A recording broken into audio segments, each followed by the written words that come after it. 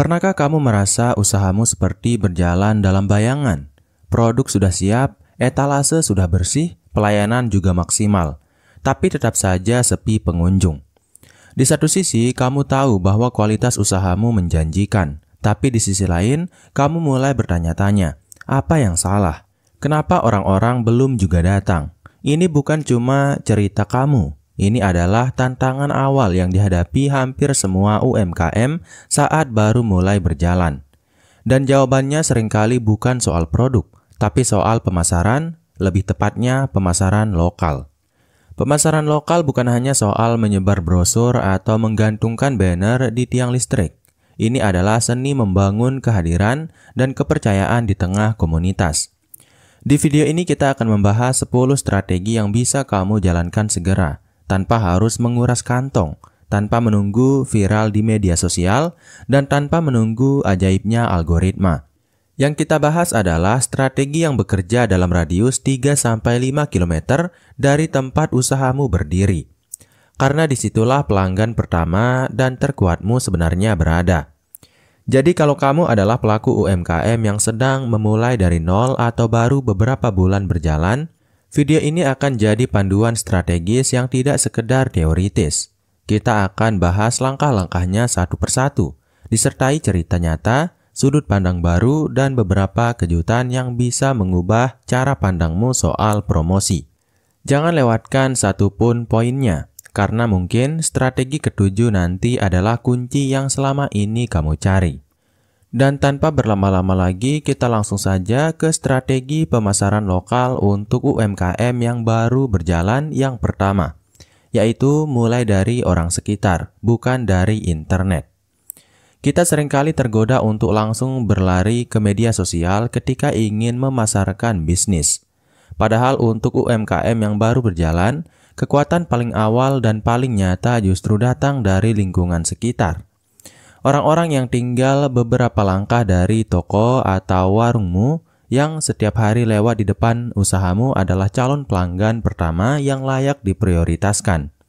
Sayangnya, banyak pelaku usaha justru lupa menyapa mereka lebih dulu. Salah satu pemilik kedai kopi kecil di pinggiran Yogyakarta pernah berbagi kisah sederhana. Ia tidak langsung membuat akun Instagram dengan desain feed yang estetik. Justru yang pertama ia lakukan adalah keliling RT, memperkenalkan diri, dan membagikan voucher kopi gratis untuk 50 orang pertama. Hasilnya, dalam 2 minggu ia sudah punya pelanggan tetap yang datang hampir setiap sore. Bukan karena kopinya paling enak sekota, tapi karena mereka merasa kenal dan dekat dengan pemiliknya. Pertanyaannya sekarang, sudahkah kamu benar-benar dikenal oleh tetanggamu sendiri? Apakah warga sekitar tahu kamu menjual barang X atau jasa Y?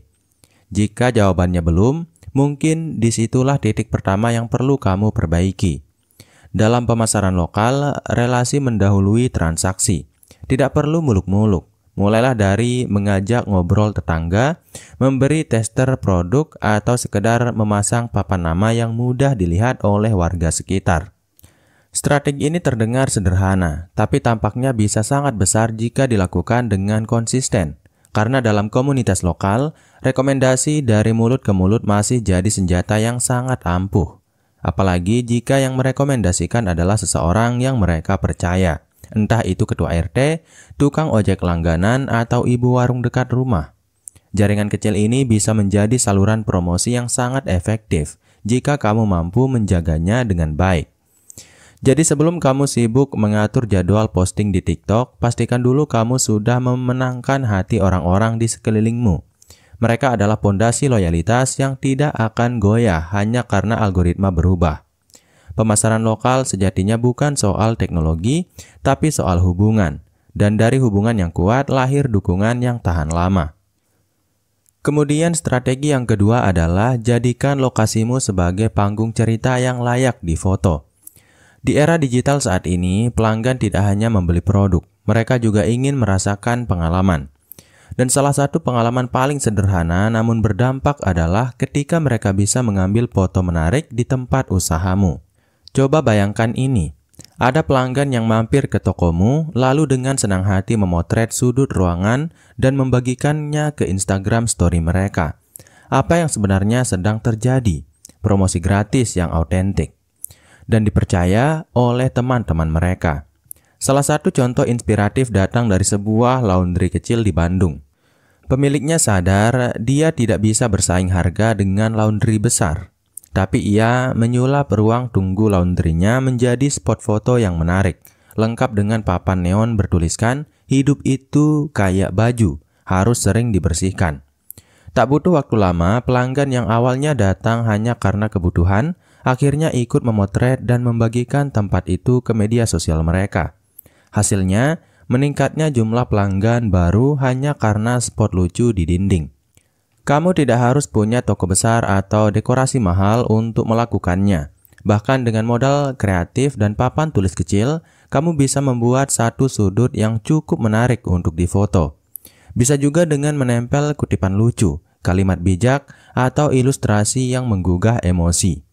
Intinya, buat pelanggan merasa mereka sedang berada di tempat yang layak untuk dibagikan. Karena ketika mereka berbagi, maka mereka juga secara tidak langsung memperkenalkan usahamu kepada lingkaran pertemanan mereka. Ingat, hari ini pelanggan bukan cuma ingin membeli, mereka juga ingin menunjukkan bahwa mereka telah mengalami sesuatu. Maka tugasmu sebagai pelaku UMKM adalah menciptakan panggung kecil di tempat usahamu, di mana setiap pelanggan merasa ingin berhenti sejenak, memotret dan membagikannya. Semakin sering tempatmu muncul di Instagram atau TikTok orang-orang lokal, semakin besar kemungkinan bisnismu akan dicari, dikunjungi, dan akhirnya diingat. Dan satu hal penting, jangan malu untuk mengajak pelanggan memotret atau bahkan menuliskan caption kecil di dekat spot tersebut. Ajakan sederhana seperti "tag kami jika kamu suka tempat ini" bisa membuka pintu engagement yang lebih luas. Ini bukan hanya strategi visual, ini adalah cara untuk membiarkan pelanggan menjadi bagian dari cerita brandmu. Kemudian strategi yang ketiga adalah manfaatkan WhatsApp sebagai kanal utama, bukan sekedar chat pribadi. Tahukah kamu bahwa menurut laporan We Are Social 2024, lebih dari 92% pengguna internet di Indonesia menggunakan WhatsApp setiap harinya. Dan sebagian besar dari mereka membuka aplikasi ini lebih dari 5 kali sehari. Fakta ini menunjukkan bahwa WhatsApp bukan cuma tempat ngobrol dengan teman, tapi juga bisa menjadi alat komunikasi pemasaran lokal yang sangat kuat. Kalau kamu tahu cara menggunakannya dengan cerdas. Masalahnya, banyak pelaku UMKM hanya memakai WhatsApp untuk membalas pesanan secara pasif. Padahal, ada potensi besar untuk membangun komunikasi yang lebih hangat dan personal. Bayangkan kamu mengelola sebuah toko sembako, dan setiap minggu kamu mengirim daftar promo terbaru melalui WhatsApp dengan gaya bahasa yang ringan dan bersahabat. Tidak seperti broadcast dingin yang terasa seperti spam. Pesan personal dengan sapaan nama dan kata-kata ramah justru bisa membangun loyalitas jangka panjang. Salah satu contoh sukses datang dari sebuah toko herbal kecil di Surabaya. Pemiliknya membuat grup WhatsApp edukatif berisi pelanggan tetap. Setiap hari Jumat, ia membagikan info manfaat produk, tips kesehatan, dan kadang juga cerita pribadi. Grup itu bukan cuma jadi tempat promosi, tapi jadi komunitas kecil yang aktif. Hasilnya, tingkat repeat ordernya naik 2 kali lipat hanya dalam 3 bulan. Inilah kekuatan pemasaran lokal yang terhubung secara emosional. Kamu juga bisa memanfaatkan fitur katalog WhatsApp bisnis, quick replies, bahkan status WhatsApp sebagai media promosi yang konsisten. Jangan remehkan status, karena jika dibagikan secara rutin, banyak pelanggan yang akan melihatnya tanpa kamu perlu mengganggu mereka dengan chat langsung. Bahkan kamu bisa menyisipkan diskon khusus untuk yang lihat status hari itu saja, sebagai strategi urgensi yang halus namun efektif. Jadi mulai sekarang, ubah cara pandangmu terhadap WhatsApp. Ya bukan hanya aplikasi chatting, tapi etalase digital yang hidup di saku pelangganmu setiap saat. Jika digunakan dengan bijak dan hangat, WhatsApp bisa menjadi penghubung paling kuat antara produkmu dan kebutuhan sehari-hari masyarakat sekitar. Kemudian strategi keempat adalah hadir di tempat mereka nongkrong, bukan menunggu mereka datang. Banyak pelaku UMKM berpikir bahwa pelanggan akan datang dengan sendirinya kalau produk kita bagus. Padahal kenyataannya, dalam pemasaran lokal yang aktif mencuri perhatianlah yang diingat. Dan salah satu strategi cerdas adalah dengan mengintip di mana target pasar kita biasa nongkrong. Lalu menyisipkan brand kita secara alami di sana. Kita tidak sedang berbicara tentang menyewa billboard mahal, tapi tentang kehadiran yang relevan di tempat yang tidak terduga, tapi tepat sasaran. Misalnya, jika target pasarmu adalah anak-anak muda, kamu perlu tahu di mana mereka menghabiskan waktu. Mungkin di warkop lokal, lapangan futsal, taman kota, atau tempat potong rambut kekinian. Seorang pelaku bisnis keripik rumahan di Malang pernah melakukan eksperimen unik. Ia menitipkan produknya di barbershop kecil di kampungnya, lengkap dengan standing punch yang eye-catching dan tulisan cemilan anti bosan sambil nunggu cukur. Hasilnya, produk itu lebih cepat habis di barbershop daripada di minimarket. Strategi ini sederhana, tapi sangat kontekstual. Kamu tidak perlu membuka cabang atau booth, cukup menyatu dengan rutinitas lokal yang sudah ada. Cobalah berkolaborasi dengan pemilik tempat tongkrongan atau ruang publik komunitas. Tawarkan sistem bagi hasil, titipkan tester gratis, atau buat kegiatan promosi kecil yang tidak merepotkan mereka. Tujuannya bukan sekedar jualan, tapi membangun persepsi bahwa brand kamu juga bagian dari lingkungan itu. Dan jika kamu ingin menaikkan levelnya, pertimbangkan untuk ikut mendukung kegiatan lokal. Misalnya turnamen bulu tangkis RT, lomba 17-an, atau pameran UMKM desa. Dengan menyumbang hadiah kecil atau menjadi sponsor minuman gratis, kamu bukan cuma dikenali, tapi juga dianggap peduli. Dalam pemasaran lokal, kepedulian adalah mata uang yang jauh lebih mahal daripada diskon. Jangan tunggu pelanggan datang ke tokomu. Sebaliknya, datangi kehidupan mereka secara fisik, emosional, dan sosial. Jadilah brand yang hadir di tempat mereka merasa nyaman, bukan brand yang hanya menunggu dari kejauhan.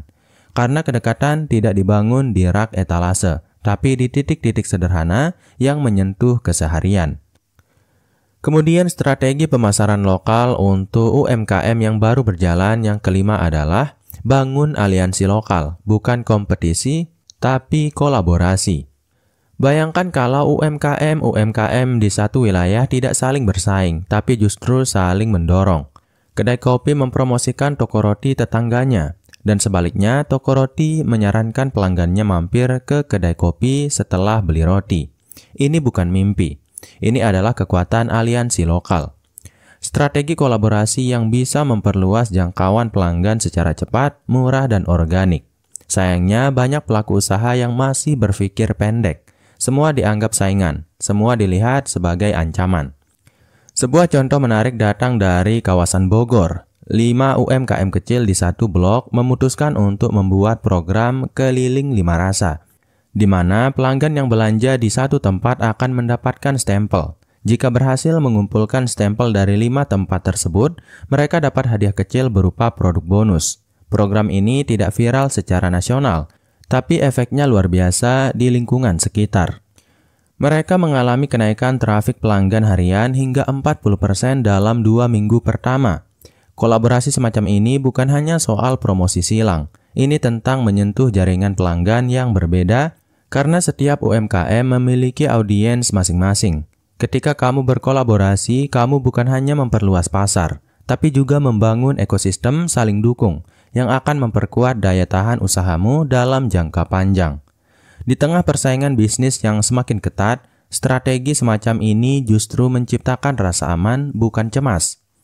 Aliansi lokal juga bisa hadir dalam bentuk event bersama, misalnya Minggu Pagi UMKM di halaman kelurahan, atau giveaway kolaborasi melalui WhatsApp grup warga. Bahkan kamu bisa berkolaborasi secara konten, buat konten pendek bersama UMKM lain.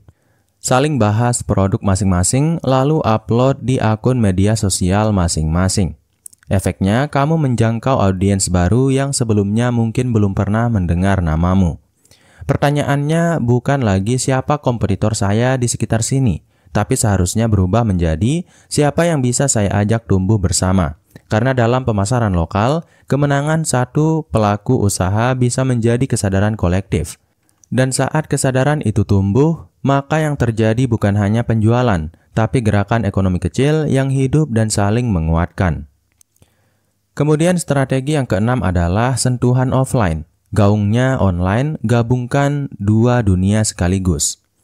Pernahkah kamu melihat warung kecil di pinggir jalan yang setiap harinya ramai pengunjung, tapi tidak punya satupun akun media sosial aktif? Atau sebaliknya, akun Instagram bisnis terlihat keren, tapi tempat usahanya sepi. Disinilah banyak UMKM terjebak, terlalu fokus ke salah satu sisi. Padahal kekuatan sesungguhnya terletak pada kemampuan untuk menyatukan keduanya. Menggabungkan pendekatan offline yang nyata dengan jangkauan online yang luas. Coba bayangkan ini, kamu membuka stand minuman di depan rumah. Pelanggan datang beli es kopi susu. Lalu di cupnya ada QR code kecil bertuliskan scan untuk dapat voucher es kopi gratis minggu depan. Saat mereka scan, mereka masuk ke akun Instagram atau WhatsApp bisnismu. Tanpa kamu paksa, mereka sudah menjadi pengikutmu secara sukarela. Satu interaksi offline berubah menjadi koneksi digital yang bisa kamu manfaatkan terus-menerus. Inilah kekuatan hybrid. Salah satu strategi cerdas lainnya adalah memanfaatkan momen offline untuk menciptakan konten online. Misalnya saat ada pelanggan setia yang datang, kamu bisa meminta izin untuk mewawancarainya singkat tentang kenapa dia suka produkmu. Jadikan video pendek itu sebagai testimoni jujur yang dibagikan di TikTok atau Instagram Reels. Hasilnya kontenmu terasa nyata, organik dan berakar dari kenyataan lokal, bukan sekedar iklan yang terasa mengada-ngada.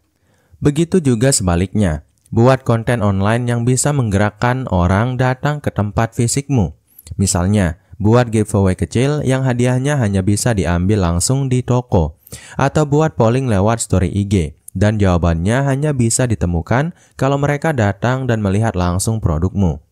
Strategi seperti ini menciptakan rasa penasaran dan interaksi dua arah yang sangat efektif untuk menjaga engagement tetap hidup. Kamu tidak harus menjadi ahli teknologi untuk menerapkannya. Mulailah dari yang sederhana. Tambahkan akun media sosial di setiap bungkus produk. Gunakan WhatsApp bisnis untuk follow up pelanggan setelah pembelian dan update kreativitas harian di status. Kuncinya adalah jangan biarkan dunia online-mu dan offline-mu hidup sendiri-sendiri. Mereka harus saling mendukung, saling memicu, dan saling memperkuat. Dalam dunia UMKM lokal, yang berhasil bukan yang paling modern, tapi yang paling adaptif. Dan adaptasi hari ini artinya bukan memilih antara offline atau online, tapi menggabungkan keduanya menjadi pengalaman pelanggan yang menyeluruh. Kemudian strategi yang ketujuh adalah gunakan kekuatan mikro-influencer, bukan seleb yang tak terjangkau. Siapa bilang promosi harus lewat artis terkenal dengan tarif puluhan juta? Di era sekarang, justru mikro-influencer lokal yang punya kekuatan lebih besar dalam pemasaran UMKM. Mereka bukan selebriti, bukan figur publik nasional, tapi mereka punya satu hal yang sangat berharga, yaitu kepercayaan dari komunitas kecil yang mereka kuasai. Entah itu di lingkungan kampus, tempat kerja, komplek perumahan, atau bahkan dalam lingkup RT atau RW. Salah satu contoh datang dari bisnis sambal rumahan di Makassar. Alih-alih membayar food blogger besar, pemiliknya justru memberikan tester gratis ke 5 ibu-ibu aktif di grup WhatsApp PKK. Ia minta satu hal saja. Kalau suka, tolong review jujur dan kirim testimoni di grup. Hasilnya, sambal itu viral di lingkungan komplek. Dan dalam 2 minggu, mereka kehabisan stok hanya dari pesanan lokal. Inilah kekuatan yang sering diremehkan, influencer yang dekat secara emosional dan geografis. Mikro-influencer juga bisa berarti temanmu sendiri yang aktif di media sosial, atau pelanggan yang sering beli produkmu dan punya 1.000 sampai 3.000 followers aktif. Jangan lihat jumlah followersnya dulu, fokuslah pada interaksinya. Akun kecil yang punya komentar aktif dan like konsisten jauh lebih berdampak daripada akun besar yang sepi engagement. Kamu bisa menawarkan barter, kirim produk gratis sebagai ucapan terima kasih, lalu izinkan mereka membagikan pengalaman mereka secara bebas, tanpa tekanan, tanpa skrip kaku. Yang menarik, banyak mikro-influencer justru lebih senang dengan pendekatan personal. Mereka merasa lebih dihargai, lebih bebas, dan lebih natural dalam menyampaikan pengalaman. Penonton pun lebih percaya karena cara mereka bercerita tidak seperti iklan, tapi seperti cerita dari teman sendiri. Dan dalam dunia pemasaran lokal, rekomendasi dari teman masih menjadi alat promosi paling ampuh dibandingkan promosi berbayar manapun. Jadi mulailah membuka mata, siapa saja di sekitar kamu yang bisa jadi corong kecil untuk brand kamu. Mungkin itu tetanggamu yang aktif di TikTok atau karyawan warung sebelah yang sering posting makanan. Jangan tunggu viral nasional, fokuslah pada mikro, karena dalam dunia lokal, pengaruh kecil yang konsisten bisa menciptakan dampak besar. Kemudian strategi yang ke-8 adalah edukasi yang tulus adalah promosi yang paling tahan lama. Pernahkah kamu membeli sesuatu karena merasa paham dan yakin, bukan karena iklan yang memaksa? Itulah kekuatan edukasi. Dalam pemasaran lokal, banyak pelaku UMKM terlalu sibuk menjual, sampai lupa bahwa sebagian besar calon pembeli sebenarnya masih bingung, masih ragu, bahkan belum sepenuhnya paham kenapa mereka butuh produk itu. Dan disitulah celah emasnya. Hadir bukan sebagai penjual, tapi sebagai teman yang menjelaskan dengan tulus.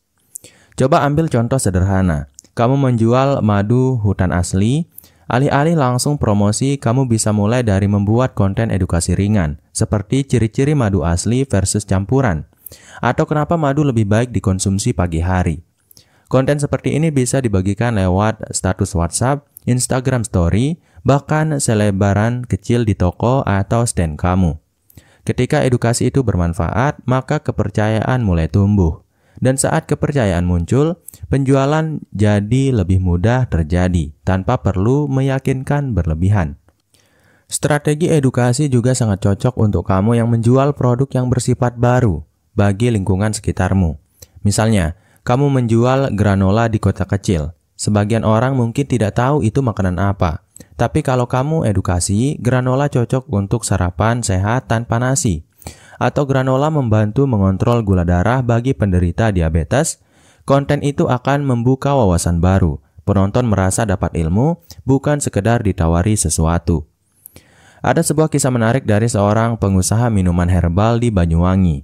Ia rutin membuat status WhatsApp berupa tips kesehatan sederhana, sambil menyelipkan manfaat dari bahan-bahan yang digunakan dalam produknya. Setelah 3 bulan, penjualan meningkat 2 kali lipat. Padahal ia tidak pernah pasang iklan. Ia cukup menjadi sumber pengetahuan kecil bagi lingkungannya, dan itu sudah cukup untuk membangun kredibilitas. Ingat, edukasi bukan hanya soal data dan fakta. Kadang satu cerita pendek yang menyentuh, satu analogi yang cerdas, atau satu pertanyaan retoris yang menggugah bisa lebih kuat dari iklan sepanjang 1 paragraf. Dan ketika audiensmu mulai melihat brandmu sebagai sumber wawasan, maka mereka akan datang bukan hanya untuk membeli, tapi juga untuk belajar. Disitulah loyalitas terbentuk. Kemudian strategi yang ke-9 adalah jadikan momen lokal sebagai panggung promosi yang hidup. Terkadang peluang promosi terbaik tidak datang dari dunia digital, tapi dari momen-momen kecil yang terjadi di sekitar kita. Mulai dari lomba 17 Agustus, Car Free Day, pengajian ibu-ibu, arisan warga, sampai event sekolah anak-anak. Sayangnya, banyak UMKM justru melewatkan semua ini karena terlalu fokus pada dunia online. Padahal, interaksi tatap muka dalam konteks lokal memiliki kekuatan emosional yang jauh lebih dalam. Coba bayangkan, kamu menjual snack sehat buatan rumah, lalu kamu ikut serta dalam bazar kecil saat Hari Kartini di SD terdekat. Kamu hadir bukan hanya sebagai penjual, tapi juga menyumbang snack gratis untuk anak-anak, sekaligus membagikan selebaran berisi manfaat jajanan sehat. Bukan hanya orang tua yang jadi tertarik, tapi juga guru, panitia, bahkan penjaga sekolah. Dalam 1 hari, kamu tidak hanya menjual produk, tapi juga membangun citra yang melekat di benak banyak orang. Momen-momen lokal seperti ini bisa menjadi panggung gratis, asal kamu mau turun langsung dan terlibat. Bahkan keikutsertaan sebagai sponsor kecil di kegiatan RW atau komunitas bisa memperkenalkan brand kamu ke puluhan, bahkan ratusan orang dalam satu waktu. Buat banner sederhana, beri sedikit door prize, dan hadir dengan senyum tulus. Jangan remehkan kekuatan sentuhan personal, karena di era digital sekalipun, interaksi langsung tetap punya nilai tak tergantikan. Selain itu, kamu juga bisa menciptakan momen sendiri.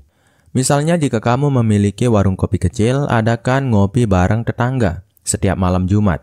Berikan diskon musik akustik ringan atau sharing santai seputar topik yang ringan dan hangat. Dokumentasikan momen tersebut, lalu unggah ke media sosial.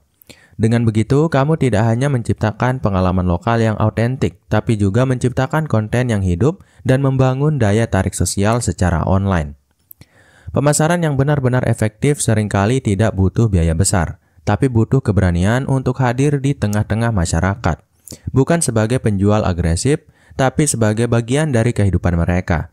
Karena pada akhirnya yang paling dipercaya oleh pembeli lokal bukanlah iklan mewah, tapi kehadiran nyata yang bisa dirasakan langsung. Kemudian strategi pemasaran lokal untuk UMKM yang baru berjalan yang terakhir atau yang ke-10 adalah bukan sekedar nama, tapi jiwa. Bangun branding sejak hari pertama. Banyak pelaku UMKM yang berpikir bahwa branding itu urusan belakangan. Yang penting jualan dulu, branding nanti saja. Padahal justru sebaliknya. Brand adalah pondasi yang akan menentukan arah dan karakter bisnismu ke depan. Tanpa identitas yang jelas, bisnismu bisa mudah dilupakan meskipun produkmu sebenarnya bagus. Branding bukan sekedar logo atau nama yang keren. Branding adalah cara orang merasakan, mengingat, dan berbicara tentang bisnismu. Coba ingat satu tempat makan favoritmu. Apa yang membuatmu suka ke sana? Bisa jadi bukan hanya karena makanannya enak, tapi karena pelayanannya ramah, suasananya nyaman, atau cara mereka menyapa pelanggan dengan hangat. Semua itu adalah bagian dari branding, hal-hal kecil yang membentuk persepsi besar.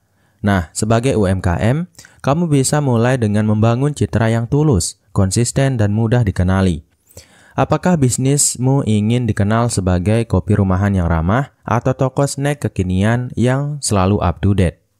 Salah satu kesalahan UMKM adalah gonta-ganti gaya komunikasi di media sosial. Hari ini pakai bahasa formal, besok pakai bahasa gaul, lusa pakai bahasa promosi yang keras. Akibatnya audiens bingung dan tidak bisa mengasosiasikan brand kamu dengan satu identitas yang kuat.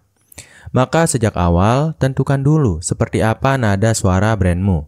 Formal, santai, inspiratif, atau lucu. Setelah itu, gunakan konsistensi visual dan verbal warna, logo, cara menyapa, hingga kemasan produk, agar semua saling terhubung dan terasa utuh. Branding juga bukan soal tampil besar atau profesional sejak awal.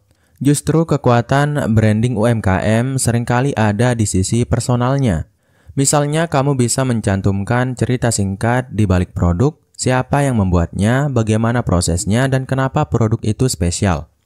Cerita seperti ini bisa kamu sematkan di Instagram bio, kemasan, bahkan status WhatsApp. Orang-orang menyukai kisah nyata di balik produk yang mereka beli, karena mereka merasa ikut mendukung perjuangan seseorang, bukan sekedar beli barang biasa. Ingat, orang tidak hanya membeli produk, mereka membeli makna, mereka membeli rasa percaya. Mereka membeli bagian dari cerita yang kamu bawa.